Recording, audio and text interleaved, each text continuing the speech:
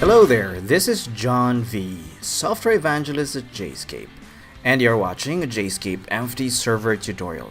In today's video, we'll teach you how to get your MFT server to email you about last night's download. Let's say your scheduled automatic download has already completed, but how would you know how it went without physically or remotely logging into your server? Well, had you used Jscape MFT server, you could have configured it to email you an update. In this post, we'll show you how to set up Jscape MFT server to email you a message along with a file attachment with details about your latest file transfer. Here's an illustration of what we're trying to do. You can consider this a continuation of a previous video where we enabled Jscape MFT server to generate a list of freshly downloaded files. That list was stored in a file. We'll now use that file to signal the server when a download has been made. This will entail creating a directory monitor that would detect when that file has changed. Assuming no one else edits that file, a change will only occur whenever a list has been generated onto it, which in turn can only happen as a result of that scheduled download. To create that directory monitor, go to the directory monitor node and click Add. Give that directory monitor name, for example, download list monitor, and select the directory that contains the file where that list of downloads will be generated on.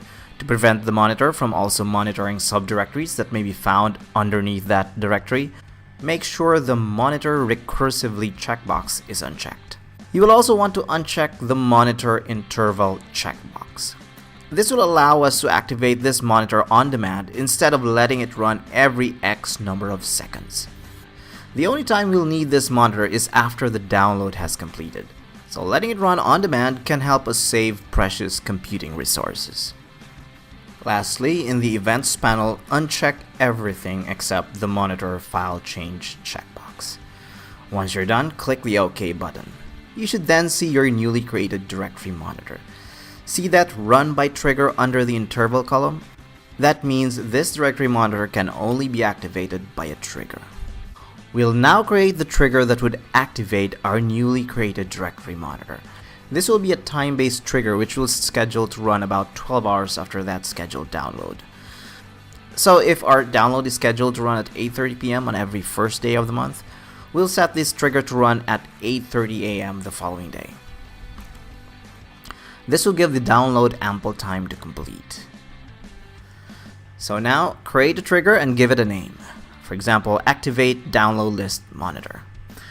Because we want this trigger to run at a predefined schedule, select the current time event type. Click Next to proceed. When you get to the trigger conditions window, click the time expression button and specify the time when you want this trigger to run.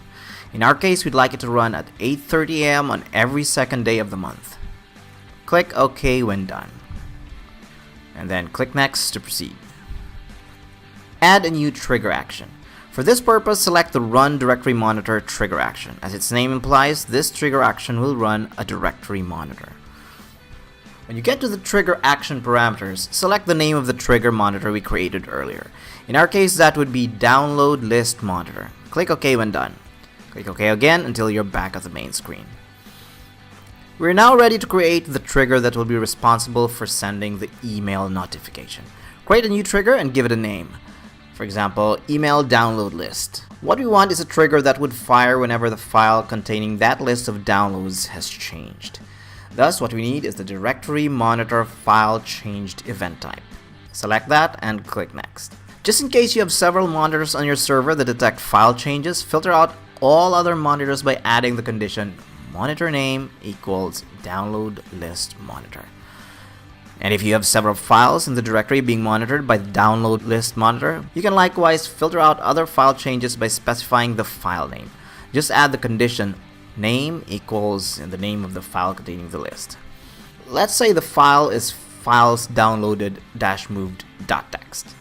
So our complete trigger condition would be monitor name is equal to download list monitor and name is equal to files downloaded -moved.txt.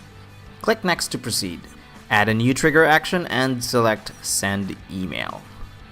Enter all necessary parameters for sending that email notification, including the hostname of your SFTP server, the port number, connection type, etc. In the body text box, enter the message you want to relay. And then in the attachment field, browse to the file you want to send. In our case, it's the files downloaded-move.txt, which contains a list of those files that were automatically downloaded the previous night. Click OK when done, and then click OK until you're back at the main screen.